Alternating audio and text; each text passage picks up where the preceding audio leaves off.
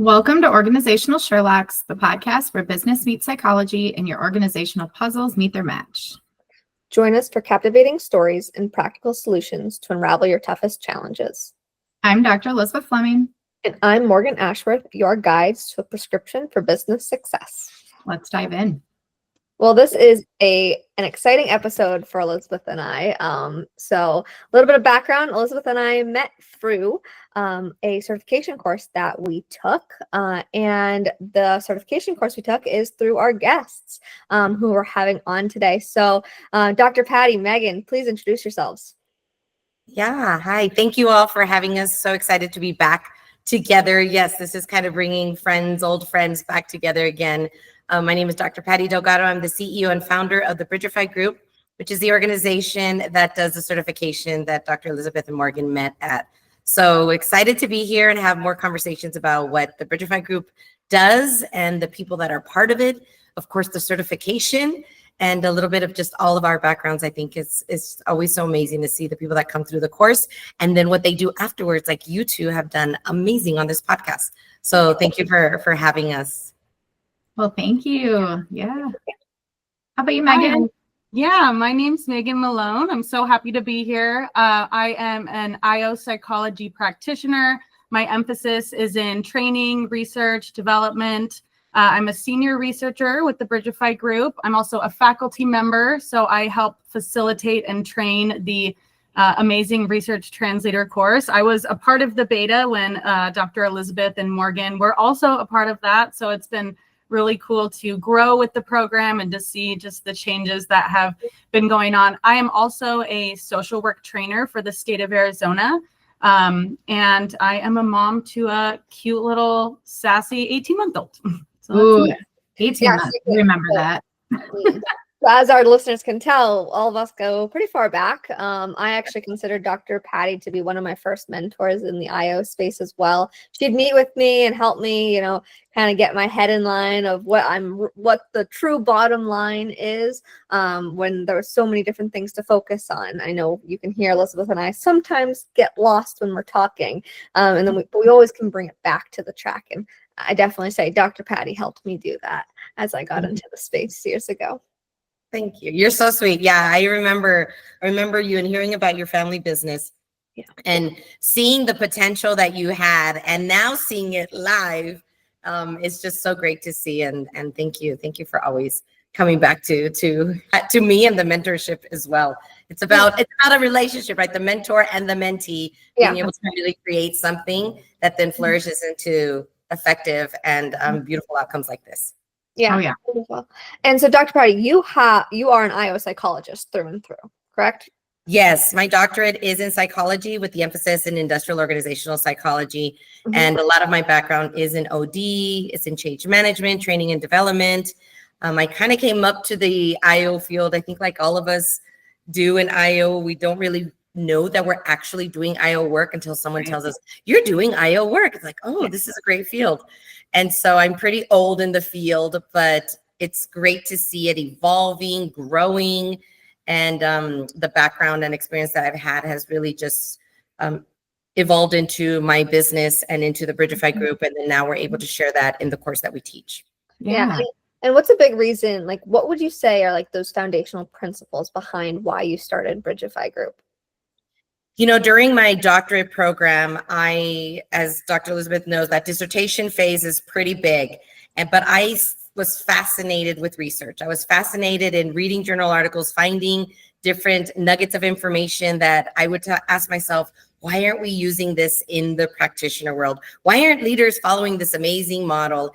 And so I had the idea of opening a consulting firm that does exactly that, bridges academic research with the everyday practitioner, really kind of synthesizes it and simplifies it so that everyday leaders can create effective strategies and a movement that is informed by the evidence. And so the Ep.25 Group was born in 2021 during my doctorate journey and has now just evolved into a second institute, which is a Latino focused institute called El Puente, which translates to bridge. So it's a sister company of the Ep.25 Group. And it was it's been a dream just to see everything come out the way it has.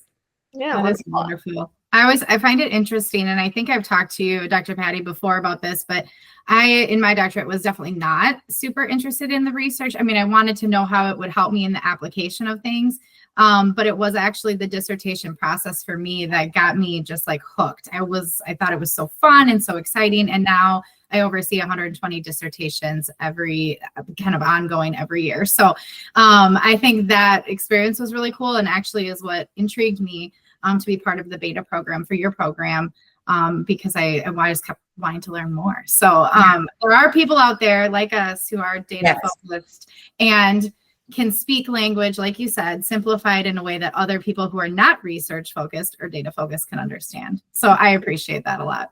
Yeah, I always say research is sexy. Like there is a lot to it, right? That we can do with it. It's not just sitting in front of a computer and reading 30 pages of a journal article. There's so much that can be done creatively, and the transferable information and translation of it. Yeah, it can be life-changing for an organization that needs that type of help. Absolutely. Well, and I think it can open doors that maybe we don't even know are there. I think that's a big thing where, you think about even reading a research article and you think, gosh, I wish I knew more about this topic, or I wish I knew, something. So maybe it's that you go out and you seek out more research to kind of, help confirm or maybe contradict what you're reading, all of those things. But that confirmation bias. Yeah. But then maybe also going out and doing your own research, or finding people like Megan and Dr. Patty to do some of that research with you. I think that there's a lot of power in finding those doors that, again, are not always visible right away from the beginning. Yes, for sure. So. Well, Megan, talk to us a little bit about your role at the Bridgify Group, if you don't mind, just maybe a little bit more depth about kind of what are you all doing? Yeah, absolutely. So I want to start off by saying I got my master's in IO psychology 2020 time, and I was a little bit struggling to find my niche. And so fortunately, I came across meeting Dr. Patty, and I like to say she took me under her wing. So I was a part of the beta course, and our relationship just kind of naturally evolved from there. I had asked if she had any volunteering opportunities, and so she said, why don't you just come to be a part of my team? And we started researching different topics like leadership. The hybrid workplace was a really big one around that COVID era.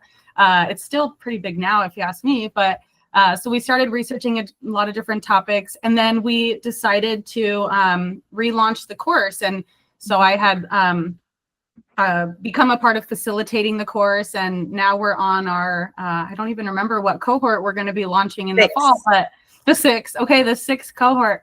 And so it's just been so amazing to meet so many other professionals in the field. And just a second ago, you were talking about some of the benefits of research, which can include networking, right? So being able to meet other peoples with those similar passions and interests. And then, like you both have done, Morgan, Dr. Elizabeth, turn that into something tangible and reachable to a great audience. So hopefully I answered your question there, but very passionate about what I do. And I just love the opportunity that I've been given. So thank you. Yeah, I feel like your answer was perfect, because it's everything in anything. That's what I always do. We do everything in anything. Exactly. And so it's like, yeah, you can find me in a management role. Yeah, you can find me in a research role. Yeah, I'll be on the floor with the manufacturing environment. I'll be helping. I'll be observing the nurses on the floor, whatever it might be. You're observing the work environment and trying to figure out what's going to work best.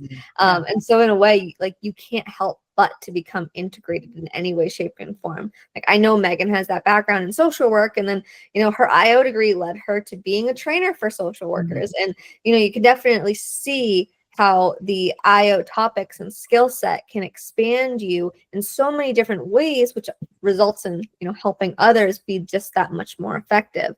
Obviously, we all have our own biases, so we have to especially be aware as IOs when we're teaching, I might have this bias, or this person might have this bias. So how can we overcome them to ensure that truly it is effective, and it's, of that black and white situation of what's needed. But, I love that answer, Megan. It's like, I do everything, whatever I can, basically.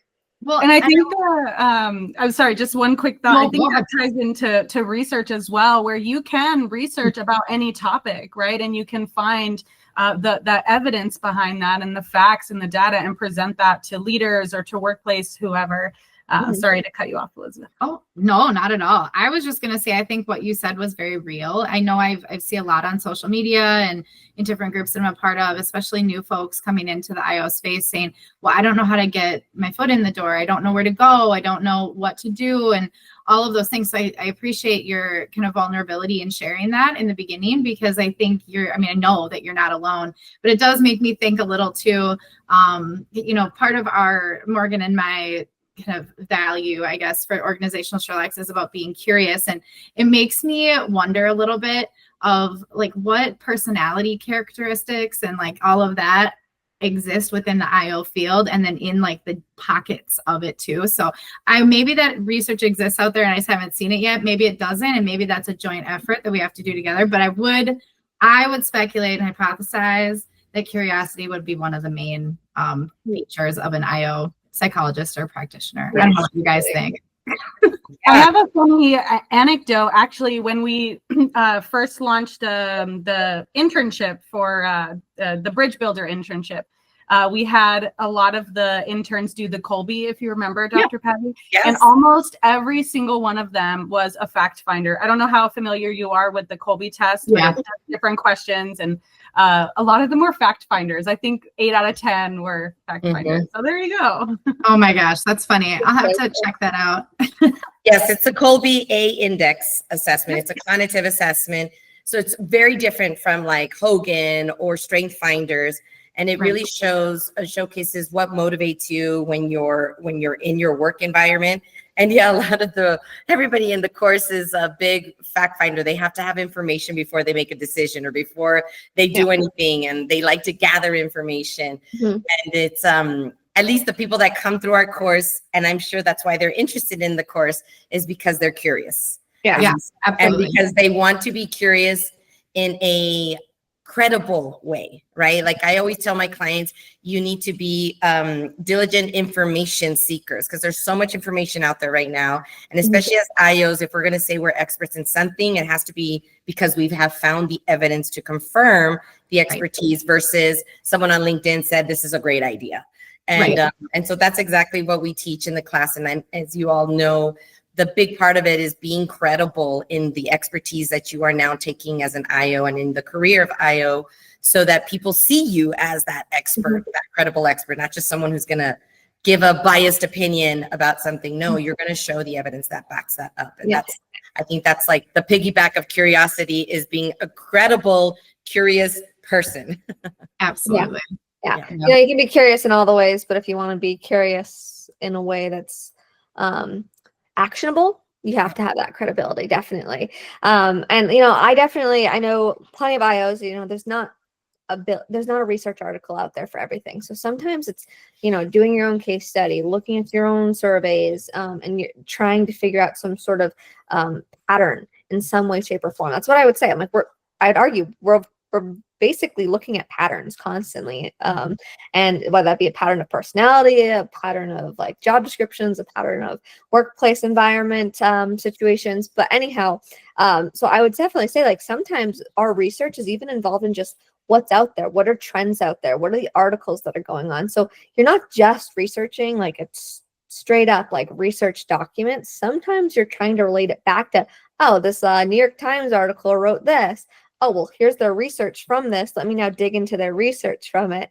And so you can definitely ebb and flow, and you're looking into a much broader area of topics than you would if you're, say, just investigating a scientific, like a truly like scientific black and white bacteria does this project. Yeah. I think it's interesting, and I just made a weird connection in my head right now, and so I'm gonna share it because that's kind of what I do on this podcast sometimes. But so I'm a professor too, right? And so one of the parts of the doctorate program is the students have to complete qualifying exams, right? And part of my job is developing the rubric and developing the question, and then grading, blind grading of the qualifying exams. Anyway, I think that my experience through the Bridgify Group certification program has helped me be a better rater in that. And I say that because one of the pieces in the doctorate program that we're really trying to get them to understand is that credibility part of it. Like, I want you to use primary sources, empirical studies, things that are like real and tangible and awesome, right? And try to really move away from kind of the more of like the meta-analysis. Not that they're not helpful at times, but like really digging deep into the meat of what it all says. And I didn't really make that connection until right now. But in staff meetings, I'm always the one who's like, no, empirical sources, you guys, empirical sources. And I think that kind of lends itself to the credibility piece that you were just speaking of. So yeah. But speaking of the course, obviously, I know Megan, Elizabeth, myself, we all took the course, and Dr. Patty, you're the one that put it out there. So Megan, tell us more about the course from when you were a student. I know, Elizabeth and I could talk about it, but we have you guys here to talk. So Megan, tell us about when you were a student in the course and, what you might have gotten from it. And then Dr. Patty, we're going to get to why you created the course a little bit more. Yeah. So going back to my original statement that research can be applied to any topic, which is the beauty of it. In the course, there is a framework that we follow. It's the Bridge framework. We'll probably talk about that in a minute. But essentially what we're instructed to do as participants or students or learners in the course is to find a real world problem in your workplace. And being at the time, I was actually the social worker. I was a case manager for the state of Arizona. And one thing that we significantly struggle with consistently is caseload size. You can't really help how large your caseload is, but you can help how you respond to that, how you manage the stress. And so that was my initial question, was how can we better manage workload stress with these high caseloads? And so that is what I had dug up through the research. And in that class, we teach how to find research, free databases that are available, because once you graduate school, you don't have the EBSCOhost or the different databases, right? So we show you where to find free articles. We teach you how to look at the integrity or we teach how to scrutinize the integrity of the research to make sure it is credible. And you find different overlying themes in the research, and then you create a actionable solution that the workplace can incorporate. So for me, a lot of the research had said, self-care as far as like physicality, doing yoga, getting together and doing exercises. So that was somewhat of the solution that I had hypothetically put together. But it was just a really cool framework, like not being exposed to it. And now that is something that I can use in really anything. If I'm wanting to create something for myself and I want to make sure it's evidence-based or research-backed, I have the skill set to do that effectively and to make sure it's credible too, credible sources. Yeah. Dr. Patty, would you say that was like your overall goal, was to help people truly apply the research in that credible manner? Yeah, yes and no. I'm a person that something that I love to do, I always want to share it. Like, I want to share it with everybody because it's so great. Let me share it. And so the idea came pretty early on after I opened my business to how can we teach other IOs to do what I do, basically. I mean, somebody can do the same thing that I do with my clients, because the need for that translation of research into the practitioner world there's a gap right now. From the last time I saw, there's like a 13-year gap from the time that research is published to actually somebody's using it. I think it's probably larger now because research, there's just so much going on. Things are changing so fast. And I was noticing that the field was evolving and growing, but we weren't teaching IOs how to be IOs academically, but yet when they left their IO academic career, they were semi-lost in how to be the practitioner. And so that was another reason for the creation of the courses. How can we give them a bridge to go from their academic to their practitioner-based training, and really just kind of go back and forth from both of those worlds. And so I wanted to share it with everybody. And another colleague of mine put it together, and we've, kind of tweaked it as we've done different cohorts. And the goal is, to empower not only them with research, but with confidence. We've seen some of the individuals start very timid in the course. And Megan, I'm sure you can attest to this, very timid in the course. And when they come out, they're interviewing for jobs, they're doing other things, they have a new confidence to their IO career that now you see them doing more than what they thought. And it's outside of the stuff that happens in the course. So it's that transitional phase that goes through when you could do the course. It's huge. It's huge. And it's great to see as we're the ones facilitating it. Yeah. I think it's a perfect idea that you want to help people get that transition from school to the true workplace. I agree that, IO, and I've definitely have seen a change, definitely. I'm sure, Dr. Patty, you've been a part of it. There's a select few IOs in the world now that are all about the application. It's the applicability of research. And, I use research in layman's terms every single day in my job, and I'm teaching the managers, like Elizabeth and I were talking earlier. I was like, yeah, I use situational leadership theory constantly. I call it the DCSD method with my team. I literally call it the DCSD method with my team because they understand it, because it's an acronym that they're working off of.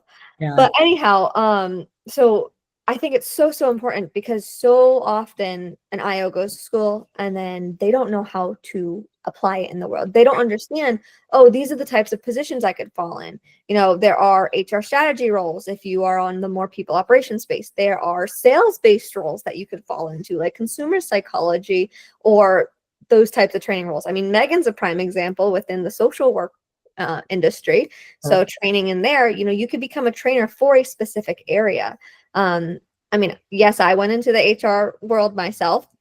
I've actually since departed from that world, and I'm overall operations managing. But it's a critical piece to have connected, is to understand people and business. You have to have technical expertise for business and the soft skill expertise.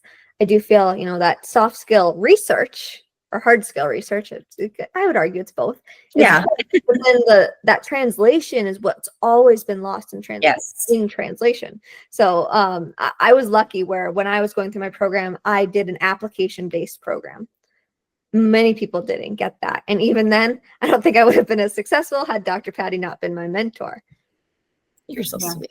Oh, you're making me blush.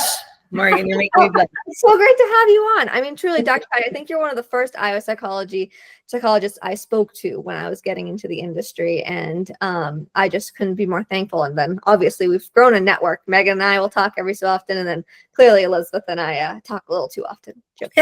What? I take offense. Just kidding. I'm joking. We talk on the phone multiple days a week on top of the podcast. That's amazing. I love that. Yeah. Well, I think that speaks to the friendships you can make too through all of this. Yes. I think that's really important. And I'm curious if you can tell us a little bit about just the network that you've created and, what that, I guess in some ways too, I'm curious about how that feels to know that started with you. Yeah. I should probably spend more time reflecting on the successes, right?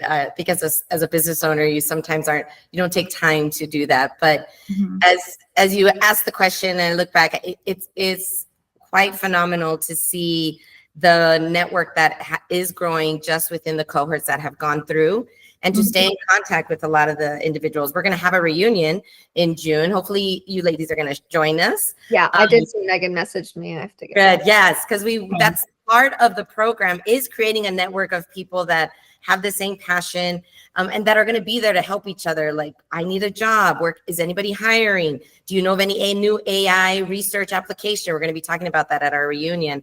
And I think what's been really neat too is that, and Megan has facilitated this one cohort where we had individuals outside of the US. We had someone from that is, and I'm going to Megan, you're going to have to probably correct me. She's from Kenya, but is studying in the US. And then we have one mentor that still comes back as a mentor, and she is located in Iran. Then we had another student that was in Czechoslovakia, if I'm mistaken, but needless to say, outside of the U.S. So that makes me feel like the IO field is not just it's growing outside, right? Worldwide. Absolutely. And we all talk, despite what country of origin we come from, we're talking an IO language. And so that part of this whole journey has been really fascinating to see and interact with. And these, and we're all have this commonality despite. I completely agree with you that, it's not just a US thing. I would say that I feel like US IO is different from the IO that's happening in Africa versus, overseas in the Western world or even in Europe, or sorry, Eastern world and then Europe. And I say that because I have IO mentees I've now worked with across the world. I talked with someone in Southern Africa. I talked to a few people in India, a couple people in the UK, some in Spain. So it's definitely a worldwide topic, most certainly. But I do feel the approach and the schooling is very different. And in the US, I definitely see more of that like academic research rather than the real life application at the workplace. I would argue that this individual I had spoken with in South Africa, he had a really great program where his master's degree makes him an industrial organizational psychologist. Right off the bat. Yeah. For a doctorate, but he does need 2 years of experience. So you still have to be a practitioner, 2 years of experience as a practitioner, and then you complete, similar to a dissertation down here, but for a master's degree. And so to hear that and the approaches was interesting to me. And I think that's the big reason why I stopped at my master's degree, because I'm thinking, well, if this person can be successful with the master's degree, why do I need more? Obviously you want a doctorate, go for it. You're certainly going to learn more. But it also depends on what your career end goals are. Yes. And I thank you, Megan. She corrected. It's Croatia. One of our students was from Croatia, and IO was kind of barely forming there. And so I think bringing people together from all, parts of the world, ways of life, perspectives. Yeah, that's my purpose. That's what my purpose is. I love doing that. With El Puente Institute, I see you speaking, I see you traveling, I see you doing all sorts of events with the El Puente Institute, and that's wonderful to see, because there is a mixture of English and Spanish culture in the US, and so with that, I feel that you're creating a bridge in and of that. Yeah, I guess that's why the bridge is my word. Yes, it's a good one. And it's such a needed one too. I think that, even outside of the IO academic world, like those bridges are needed for a lot of professionals. And I think that's just another way that IOs can help, and exist in this world, is helping people bridge from academics to professionals. So it's not just, yes, we're all here as IO people, right? And maybe many of our listeners are, but if you're not, it's okay, because there's so many ways that all of this is like integrated into life, and I think that's the cool part.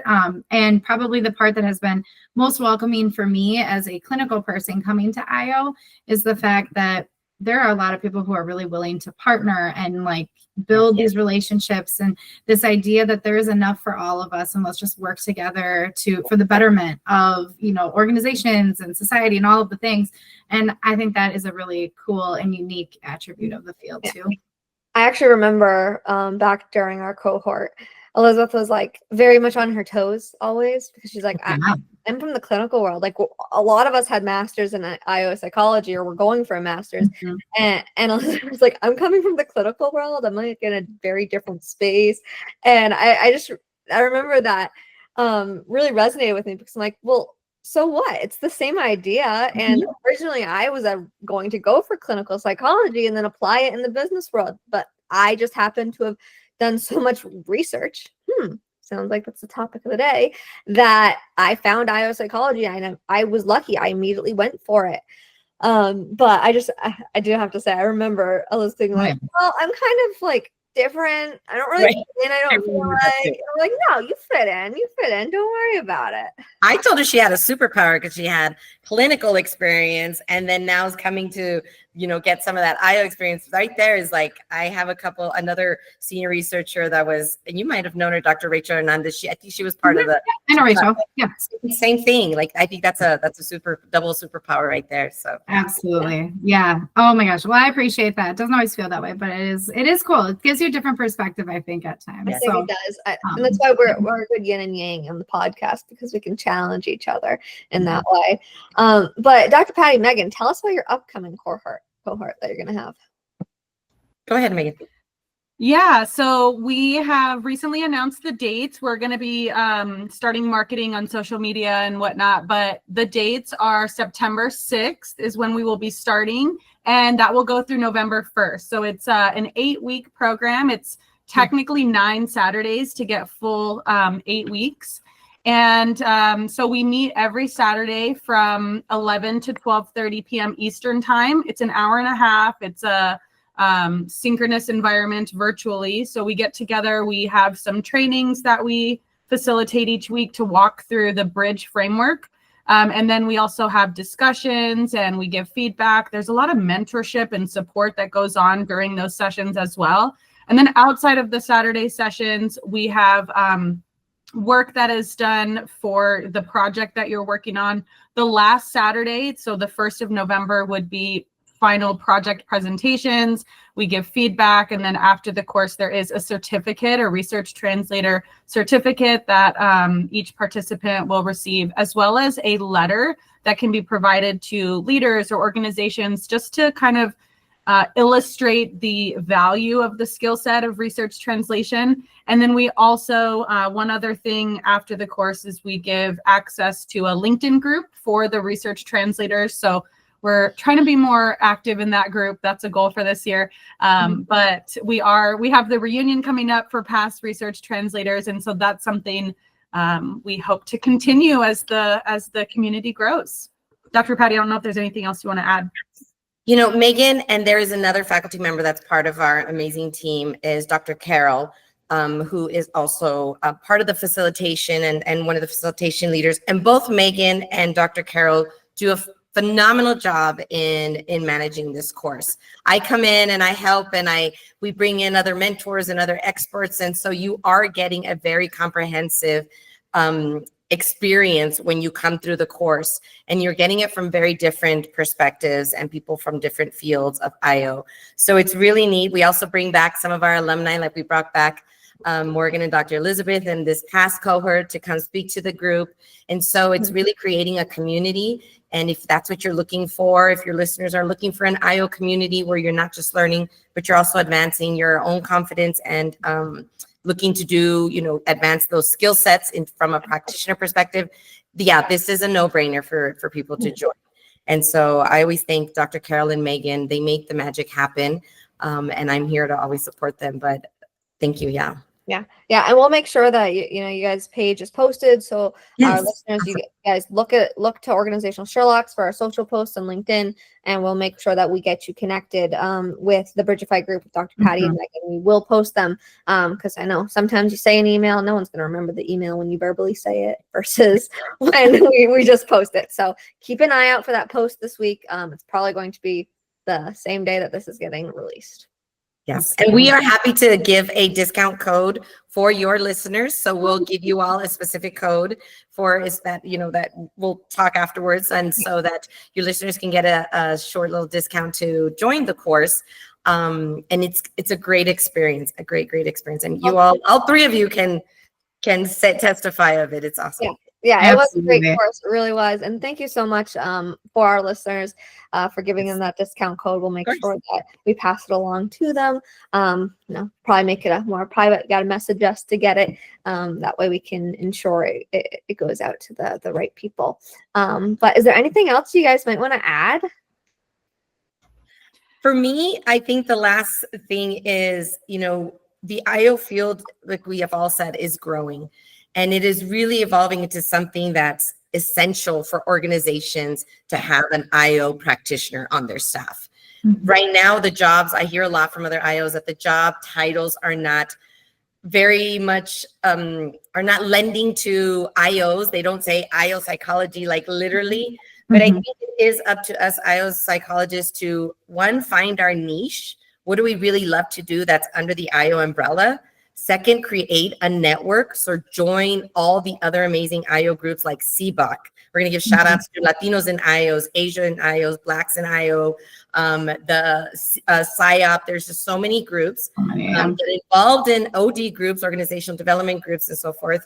And really look for these different skill sets that you didn't gain in academia that you can now gain in the practitioner world, like our certification. And if you're doing that, I think that there's no stopping an IO from being fully successful. Yeah, that's a great tidbit for you to put out there. You know, we've talked about the titles and IO and, you know, the lack thereof of like Right. truly solidified titles, but in essence, it's any sort of leadership change management position that you find out there. That's usually you're going to find yourself fitting as an IO, especially if you're a practitioner. If you want to be more research based, there obviously is research and survey development and all that too. But that's a great tidbit, Dr. Patty. Thank you.